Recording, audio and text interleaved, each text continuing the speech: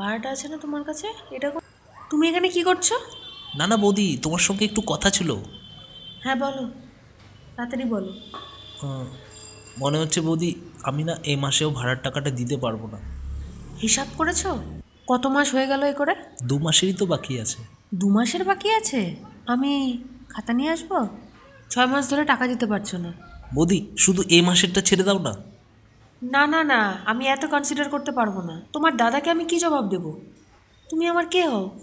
আমি কেন করব? বৌদি একটু দেখো না, ম্যানেজ করো না প্লিজ।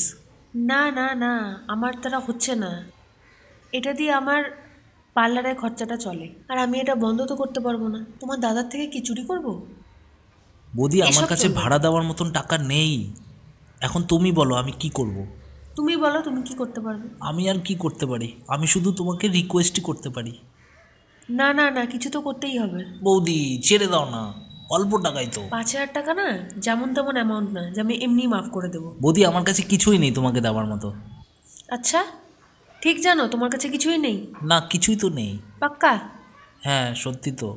ঠিক আছে, আমি বলছি তাহলে। বৌদি আমার তো মাথাই খারাপ হয়ে যাচ্ছে, আমি কি করে রেন্ট দেবো? আচ্ছা আমার তো খুবই লজ্জা লাগছে।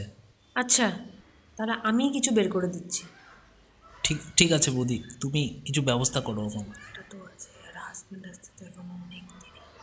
তারপর ভুট্টা দিয়ে 3 মাসও বেরোচ্ছে। বৌদি তুমি কি ভাবছো? না কিছু না, ওই তোমার জন্য ভাবছিলাম যে তোমার কাছে কি আছে আর আমার কাছে কি হ্যাঁ নেই, সেটা নিয়েই ভাবছিলাম।